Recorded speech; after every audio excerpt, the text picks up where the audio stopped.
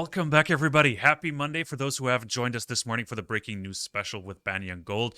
Welcome back. All the best for you this year. This is the second week of 2021, and we appreciate you joining us here this morning. In a couple seconds, I'll be joined by Gary Cope. He's president and CEO of Barsele Minerals. We're going to talk about their projects in Sweden and their joint venture with AgnicoEagle in Sweden. But before we get started, you guys know the spiel. For those who've been watching and tuning in regularly, make sure to follow us on Twitter, follow us on YouTube, hit the like and subscribe button, and leave us a comment, leave a like. That way we know what kind of content you like and what kind of job we're doing. Also, maybe leave a comment about Barsele. What do you think about their job they're doing in Sweden? What about the joint venture?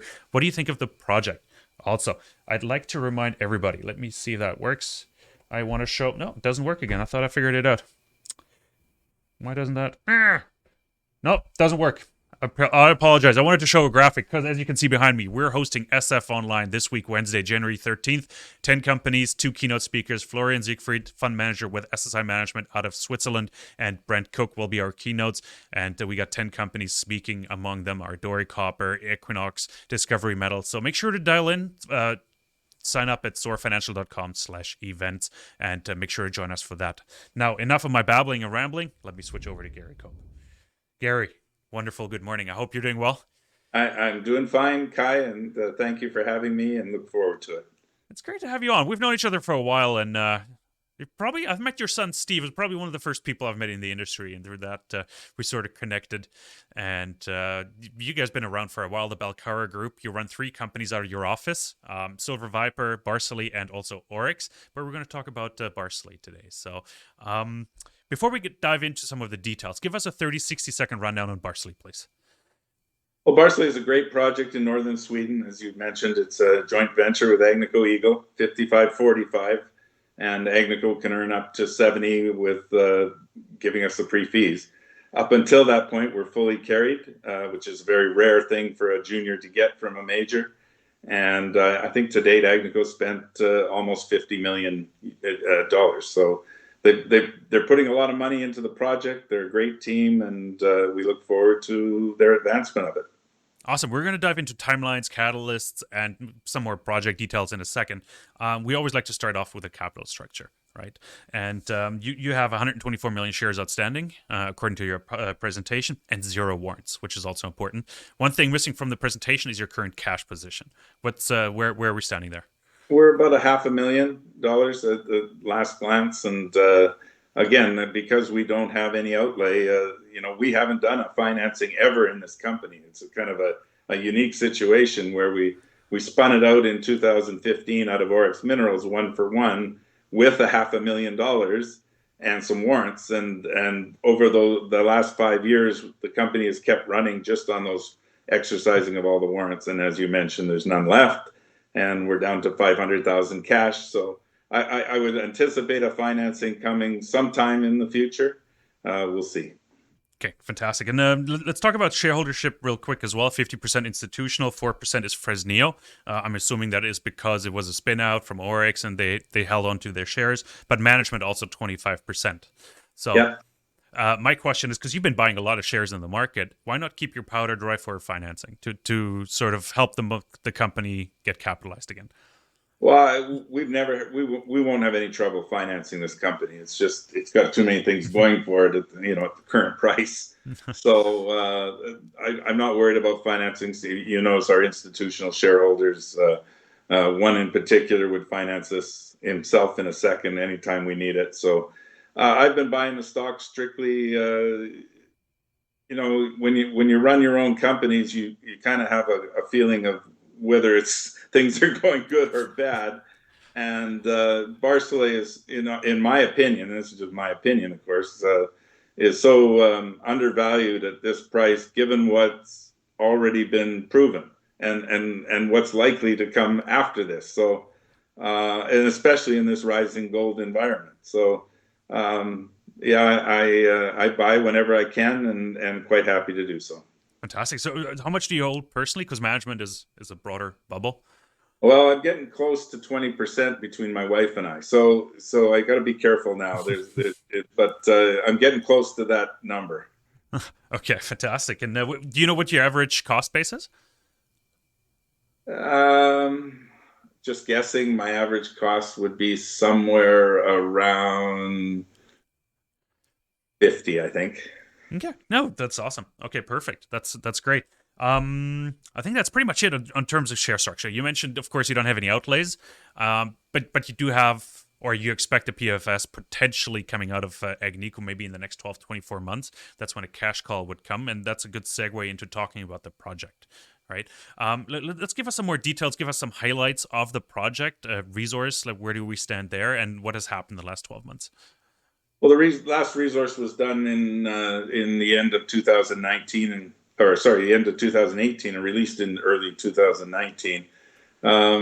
It's a combination of indicated and inferred, totaling. I know I'm not supposed to total, but I'm gonna roughly 2.4, just over 2.4 million ounces at somewhere between 2.5 and 3 grams, depending on what style of mineralization you build into it. The last internal models I've seen of Agnico had a combination of 3 different mining methods. It has open pit, and then it has bulk underground, similar to what they do with their Goldex mine in Quebec. And then you have select underground on the higher grade stuff that are narrower stopes. Each of those have their own cutoffs, and depending on how you see gold price and what gold price you use, those cutoffs can go up or down. Okay, there's quite a bit to unpack there, but before we dive deeper, let's refresh our memories on the joint venture you have with Agnico. What are the terms? What's the relationship? We have a great relationship. The terms are Agnico spends all the money to pre-fees, covers everything. On delivery of pre-fees, the 55-45, they're currently the operator and hold the 55%. They go to 70, we go to 30, and then, as you say, we're responsible for our 30%. But I can assure you that when that happens, there would be no problem finding financing for 30% of an AgnicoEagle mine. I can assume so. Yeah, not really a head scratcher there, right? So doesn't give you any sleepless nights, I assume. No, no. What's the collaboration like on a day to day, or let's say month to month basis, working with a major? I know the juniors from other experience always have a hard time getting news flow out of a major, like drill results or so. What are we looking at there for Barsele? It is. It is. It's not tough. We get a monthly report. The only problem is the monthly report is a month behind. But the team that's running the project, which was their exploration team that worked at Kittilä before in Finland, is excellent, and the report is incredibly detailed. It goes from staffing to the region on who's coming down with the virus, and numbers, and drilling, and everything else. We get everything that's happening. Nothing is kept from us. And we also, Kai, we also get a full, absolutely database of the whole intervals of drills. So we can build our own wireframes. We can do a lot of things. All the information is available to us. Yeah, you mentioned you're building your own models and wireframes. Like, how independent are you from putting out your own resources and calculations like that? Like, what's the relationship there? Well, by law, we have to put out our own independent resource, because as a junior, we're responsible under 43-101 rules, where Agnico does not have to put out 43-101. They do their own internal resource and reserves. The difference is and I noticed there was a question came in on what's the difference between Agnico's update and ours. Well, it's a long answer. Basically, Agnico only puts out 55% of the resource into their table, so that's the reason for the big difference in the number of ounces. But we use different cutoffs, we use different buffers. There's a whole bunch of different things that go into it. And having said that, the difference was only 250,000 ounces difference. Gotcha. Whatever you like, or with COVID last year as well, and Sweden apparently was a bit different in terms of handling COVID. Like, how did it affect you guys? Like, how did it affect drilling? What was focused on there before? Well, 2 things happened. One is Agnico, when putting their 2 mines and none of it into production, which they spent over $2 billion doing, because they had some pressure from large shareholders that wanted them to get back to cash flow positive. They cut their drilling budget company wide by a lot, and we were affected by that. And then when COVID came along, we were affected again because of the availability of drills and drillers, and they bring their drills in from Finland. And then of course the project manager is a Finn who lives in Finland, and he hasn't been able to come in until recently. He made his first trip in quite a while over there, so it's affected it. It's certainly not the way it used to be, as far as everybody's gung ho, and Sweden went through, like you mentioned, a very different way to approach the, everybody stay the same except let's protect the old people. And it looked like it was a disaster at first, and it didn't work. But now, their economy didn't go down the way other countries' economies went down. They kept their economy moving. So now they've had a similar death rates and similar COVID rates, but never affected their economy too bad. So you can make a case, I think, that Sweden might have done it better than anybody, but I mean, that's still to be determined. Okay. In terms of let's look forward just a little bit. I know it's only January 11th today, so it's a bit maybe tricky to say. Like, what are the plans for this year now? Like, what do you have you talked to Agnico? What's going to happen? What are their ideas? Well, we have a meeting in 2 days with Agnico. We have not only do we get a monthly report, but we have 4 quarterly meetings a year with the team from Finland, and then we're brought right up to date. So. Unfortunately, we should have done this interview maybe 3 days later, but I will get the new budget in a couple of days, and certainly we'll have an indication on what Agnico's thinking for the new year, as far as are they going to go fast to pre-fees? Are they going to do something else? The news releases we put out in the last month or two have been pretty encouraging, where they've hit these high grade, what they're calling bonanza veins. That we had the one that ran in the hundreds of grams, and we've never hit stuff like that in this area before. So I'm sure they're going to go and have an expanded drill program that's going after these high grade veins that they seem to have come upon. Okay, let's just speculate for a second. You mentioned Nico decides to go PFS. What kind of timeline would we be looking at? Do you have enough data to go there yet? Like, do you have enough drilling? There would be quite a bit of drilling necessary, infill to go to people. Their own criteria for pre-fees is 40-meter spacings, as I understand. A lot of the resource is done at 100, and the resource only goes down. This goes back to one of your other questions: is why I buy the stock. The resource only goes down 450 meters of depth. We know it goes down at least a kilometer by some of the drill results we've gotten. It's just they haven't had enough drills do that to get it into a resource. Kittila goes down over 2 kilometers. We think this thing's going to go down potentially 2 kilometers or deeper. We don't see any change in geophysics of the rock type. And then you combine that with the fact that it's an 8-kilometer trend. The resource is only in the first 3 kilometers. So there's 5 kilometers of untested ground, where at the end of the 8 kilometers, 5 kilometers away, we've got another 30 drill holes that are in another area called Risberget, which are not in the resource yet, but we've hit the same kind of results. So there's a lot of upside over and above the 2.5. I've always said my personal opinion is this thing's going to end up 10 to 20 million ounces. I was told I was crazy at the beginning saying that. You got to be careful not to get halted for saying that. Yeah. But it's my opinion. And lately, more and more people at Agnico are acknowledging that I was probably right. So we just need to keep drilling and keep getting the news out. But this is a major deposit in one of the best areas of the world to find a mine.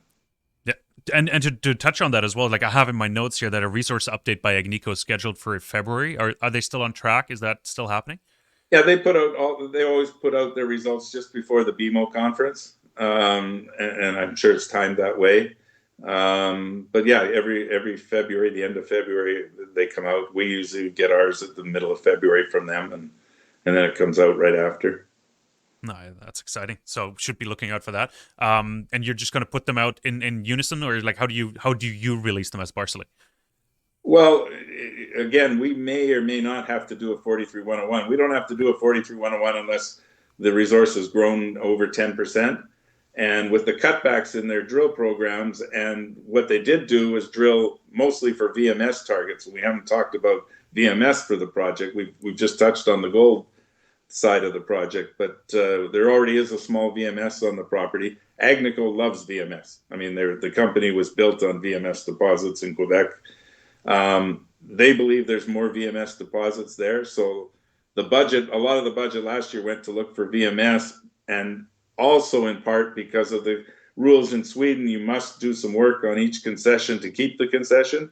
And they were running out of time on some concessions. So a lot of the budget went to those concessions, which didn't add to the gold, which was a little frustrating for us. But they're the boss, and if they find a VMS, that just is all the better for us, because then you get two types of mines on the property. Yeah. We discussed this a little bit as well, like beforehand. But if you were to increase the gold price as a cutoff price, sort of for the current resource, would that increase it by more than 10%? Would we have to do another report? That's a good question. That could possibly change. And again, when you're doing a 43-101 with the independent dictates what that gold price. We have no influence at all of what they decide to do as far as parameters. But I would say this, that I've heard that Agnico's now gone to 1,500 from 1,200 in looking at all the projects. So that's a big change. And I would guess that the independent would be somewhere in that range as well. Gotcha. Yes, the cut could go down, add ounces, and yes, you could be over the 10%. We don't know the answer to that. That's interesting, actually. You mentioned Agnico going to 1,500, because I haven't heard a lot of majors changing their resource pricing, like the price of the resource for cutoff and stuff, just yet. So that's an interesting piece of information there. Well, and Agnico is one of the most ultra conservatives of the batch. So I haven't heard that either, but I'm pretty sure that the others have done that too. Yeah. I just lost my train of thought. Yes, no, information and information flow. As a junior, obviously, you're at the mercy of Agnico when it comes to results and anything else. Fortunately, you have a good report with them. You get your monthlies. But have you ever considered getting your own project to keep news flow sort of more pertinent? And I've seen, looking at your share volume, for example, there are days where 400 shares are traded, right? So, yeah, our stock is incredibly tight. It is very difficult, and to get a big position, you have to sit there and be really patient, picking away. And in answer to your question, yes, especially with the rise in gold, we've been looking, always looking at projects coming in that area of the country, of Scandinavia, to add a project to Barsele. But yeah, if the right one came along, we would certainly do that. Fantastic. But I think I've got all my questions covered. I think we got it all. I think we worked through everything. Do you have anything else, like, sort of to mention, like talk about projects, Agnico, joint venture? No, I just the only frustration we have is we would love Agnico to promote this thing a little more. They're very quiet about it, and they have their reasons to be quiet about it. They've done a wonderful job with the Sami people, the reindeer people in Finland and Sweden and Norway. They have the only signed agreement, I believe, that's ever been signed by a Sami to allow exploration done on this Barsele project. So I just want to give kudos to the team there. They've done just a super job with the community and the Sami. Awesome. No, that's good to have. Social license is the most important one. Everybody can get a permitted mine, but unless you have a social license, you can't get there. So that's important. Awesome. Gary, I really appreciate you joining us. Can't wait for an update. Let us know how the conversations with Agnico go this week. And we're looking forward to some more news and results. Really appreciate you joining us this morning. Thanks for having me, Kai. Have a good New Year. Yeah, you too. And everybody else, thanks for tuning in. Thanks for watching. That was Gary Cope with Barsele Minerals. We were talking about the projects in Sweden. Make sure to follow us on Twitter. Follow us on YouTube. Hit and smash the like and subscribe button, the alert button on Twitter. And make sure to leave a comment, leave a thumbs up. We'd really appreciate it. Also, make sure to sign up for SF Online January 13th and get your fix in there for some junior mining ideas for 2021. Thank you so much for joining us. Everybody else, we'll be back next week.